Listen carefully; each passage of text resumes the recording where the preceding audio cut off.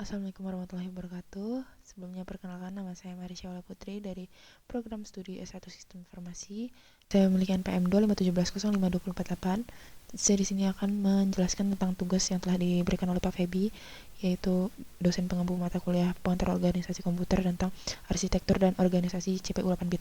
Nah, di sini tuh ada di sini saya akan menjelaskan pertama-tama gambaran tentang apa itu CPU 8 bit. Nah, CPU 8 bit itu adalah unit pemrosesan pusat yang memproses data dalam unit 8 bit atau 1 byte dan memiliki lebar bus data 8 bit. Nah, contoh historis yang terkenal itu adalah keluarga Zen 80 dan Intel 8080 atau Intel 8085. Nah, struktur dan fungsi CPU itu ada. Pertama, struktur CPU 8 bit ini terdiri dari 3 komponen utama. Nah, yang pertama itu ada ALU atau unit logika matematika dalam bahasa Indonesianya, yaitu dalam bahasa Inggrisnya itu Arithmetic Logic Unit, makanya disebut ALU, singkatan dari itu tadi. Nah, itu gunanya apa sih? Dia itu gunanya untuk melakukan operasi aritmatika seperti penambahan, pengurangan, dan lain-lainnya. Dan juga operasi logika seperti AND, OR, NOT, XOR, dan lain-lain pada data 8 bit. Ini ALU. Nih. Terus ada unit control unit. Nah, control unit ini register. Ini ALU. Di control unit ini, dia itu mengendalikan operasi internal CPU. Dia itu mengambil instruksi dari memori, kemudian dia mengkodekannya dan menghasilkan sinyal kontrol yang diperlukan untuk mengeksekusi instruksi tersebut. Nah, terus ada lagi yaitu register. Nah, register ini gunanya apa sih? Gunanya itu dia untuk kumpulan lokasi penyimpanan berkecepatan tinggi di dalam CPU. Nah, register itu umumnya pada CPU 8 bit meliputi seperti, ya kita cek dulu. Nah, jadi register ini kan dia itu meliputi ada register A, akumulator A. Nih, dia itu untuk menyimpan operasi N, dan hasil operasi dari ALU. Nah, terus ada register umum seperti B, C, D, E, H, L. Itu gunanya untuk register 8 bit, yaitu yang dapat digunakan secara individual atau digabungkan menjadi pasangan 16 bit, misalnya B, C, D, E, H, L gitu, untuk pengalamatan memori. Terus ada penghitung program, yaitu PC, program counter, di register 16 bit yang menyimpan alamat instruksi yang berikutnya yang diambil. Nah, program counter ini dia. Ini kan ALU A, B, R, dan lain-lainnya. Terus dia gunanya apa sih? PC itu register 16 bit yang menyimpan alamat instruksi yang berikutnya yang akan diambil. Nah, terus ada juga penunjuk tumpukan atau stack pointer, SP, yaitu register 16 bit yang menyimpan alamat puncak tumpukan atau stack dalam memori. Kemudian ada juga register status atau bendera. Nah, atau flag register. Ini flags. Nah, flags di sini gunanya apa sih? Flags di sini tuh gunanya untuk dia tuh berisi bit-bit atau flag yang menunjukkan status hasil operasi terakhir, misalnya kayak carry, zero, sign, and parity. Nah, terus ada juga fungsi CPU. Fungsi CPU itu apa sih? Fungsi CPU itu untuk fungsi utamanya itu adalah siklus fetch, decode, execute. Apa sih itu? Fetch itu artinya ambil. Unit kontrol itu mengambil instruksi 8 bit atau kelipatan 8 bit dari memori yang ditunjukkan oleh PC. Terus PC itu kemudian diinkremen. Nah, habis diinkremen, terus ada juga decode atau dekode. Nah, unit kontrol ini dia unit kontrol mendekode instruksi untuk menentukan operasi apa yang harus dilakukan selanjutnya. Kemudian ada juga execute atau eksekusi. Fungsi utama dari CPU tadi kan ya. Sinyal kontrol itu dikirimkan ke ALU, kemudian register dan sistem bus untuk melakukan operasi yang diminta. Kemudian ada juga set instruksi. Nah, set instruksi CPU 8 bit itu terbatas. Biasanya terdiri dari 70 hingga 150 instruksi yang berbeda. Instruksi-instruksi itu diklasifikasikan berdasarkan fungsinya. Nah, pertama ada transfer data. Dia tuh gunanya apa? Ya, tentu saja mentransfer atau memindahkan. Dia tuh memindahkan data memindahkan data antara register dan memori, atau antara register dan port I/O, misalnya MOV, load, and store. Nah, aritmatika. Terus ada juga aritmatika atau arithmetic. Operasi matematika misalnya kayak add, sub, increment, and decode gitu. Terus ada juga logika atau logic, operasi boolean itu misalnya kayak AND, OR, SOR, and CMP. Terus ada juga control program atau program control. Itu gunanya apa? Itu dia gunanya untuk mengubah urutan eksekusi program, misalnya kayak JMP atau jump di assembly itu tadi kan. Call, read, atau return itu beberapa bersifat kondisional, itu tergantung pada status flag register. Terus ada I/O and control system control, itu gunanya untuk berinteraksi dengan perangkat I/O dan mengontrol operasi CPU, misalnya kayak in, out, dan juga HLT. Terus ada juga penyajian data atau data representation. Nah, data representation itu gunanya, jadi CPU 8 bit itu beroperasi pada data 8 bit atau byte atau 1 byte. Jenis penyajian data utama itu kayak bilangan biner 8 bit, unsigned, nilai dari 0 hingga 225. Terus ada juga bilangan biner 8 bit, signed atau two's complement, itu nilainya dari 128 hingga 12 plus positif 127. Nah, terus ada juga data karakter, itu disimpan menggunakan standar ASCII 8 bit. Nah, terus ada juga alamat memori. Karena bus alamat umumnya itu 16 bit, alamat ini disajikan sebagai nilai 16 bit, memungkinkan pengalamatan hingga 2 pangkat 16 atau 65.536 lokasi atau 64 KB kilobyte. Terus ada juga teknik atau mode pengalamatan, yaitu addressing modes.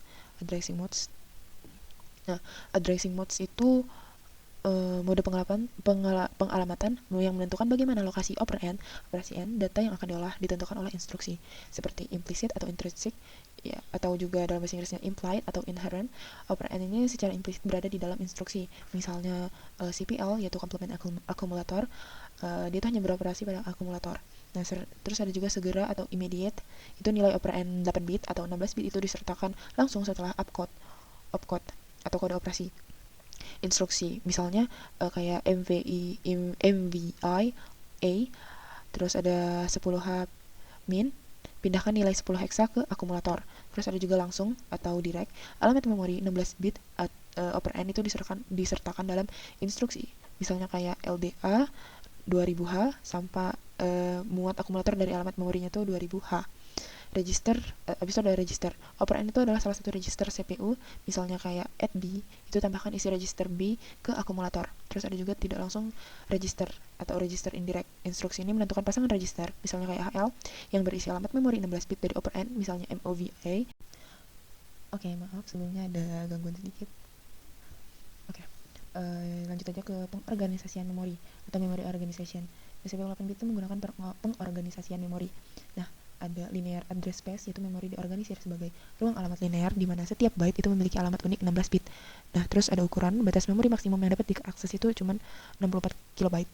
Terus ada bank switching, dia itu untuk mengatasi batas 64 kilobyte tadi. Sistem yang lebih besar terkadang menggunakan teknik bank switching untuk menukar blok-blok memori atau bank ke dalam ruang alamat 64 kilobyte yang dapat diakses CPU. Terus ada juga bus system atau sistem bus. Bus system itu adalah jalur komunikasi yang menghubungkan CPU, memori, dan I/O pada CPU 8 bit. Bus biasanya terdiri dari bus data 8 bit, itu digunakan untuk transfer data 8 bit antara modul. Terus ada juga bus alamat 16 bit digunakan oleh CPU untuk menentukan alamat memori atau port I/O yang akan diakses. Lebar 16 bit itu menentukan ruang alamat 64 kilobyte. Nah, terus ada juga bus control, kumpulan jalur yang membawa sinyal kontrol seperti read or write, R or W. Memory enable, I/O request, clock, and interrupt request. Terus ada juga yang input atau output tadi, I/O tadi. CPU 8 bit itu biasanya menggunakan dua mekanisme utama untuk input output. I/O terpisah, isolate I/O, dan port mapped I/O. Ruang alamat I/O terpisah dari ruang alamat memori. CPU itu menggunakan instruksi khusus, misalnya in dan out, dan jalur kontrol terpisah untuk mengakses perangkat I/O yang dialamatkan menggunakan alamat port 8 bit. I/O dipetakan memori atau memory map I/O. Perangkat I/O dipetakan ke alamat tertentu dalam ruang alamat memori 64 kilobyte.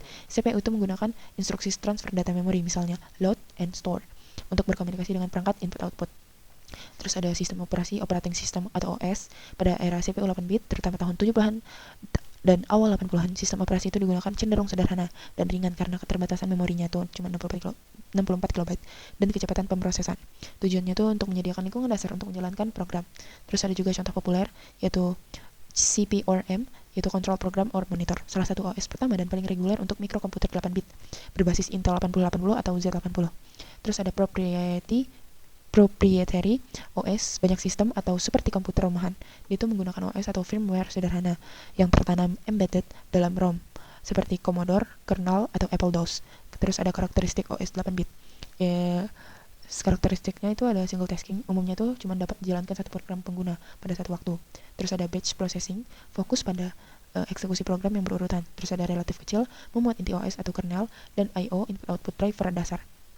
Terus dengan keterbatasan 8 bit dan data dan 16 bit alamat, arsitektur ini mendefinisikan era awal komputasi personal dan embedded sistem sederhana. Kemudian saya akan langsung saja mengilustrasikan program yang ada. Jadi di sini saya ada program dari Python sesuai dengan arahan Bapak Febi, itu membuat program sederhana menggunakan Python dan juga assembly. Di sini ada dia meminta inputan 2 angka dari user. Dia bakalan penjumlahan 2 angka. Untuk di Python dia tuh kita bisa menggunakan angka yang dimana angkanya tuh kalau dijumlahin tuh hasilnya 2 digit, tapi kalau di assembly dia nggak bisa. Sedikit lama, maaf.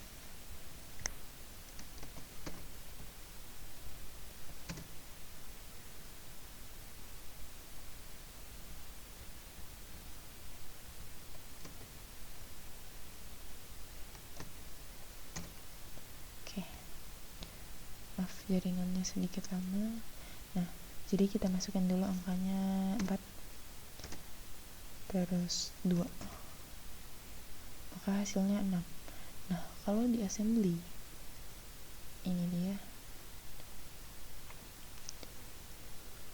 ini merupakan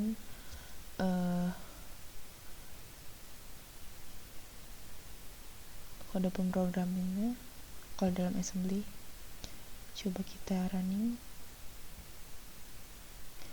Nah, 4 plus 2, maka di visual display-nya akan muncul yaitu 6. Dan akan tetapi misalkan kita menggunakan angka yang masukkan 2 digit, kayak misalkan 6 ditambah 4, maka hasilnya akan aneh. Dan jika kita jalankan di Python, bahasa Python 6 dan 4, maka hasilnya bisa 10. Itu kekurangan dari ilustrasi yang saya berikan ini. Sebelumnya terima kasih Bapak jikalau ada salah-salah kata atau mungkin penjelasan saya yang salah, saya mohon maaf. Terima kasih. Wassalamualaikum warahmatullahi wabarakatuh.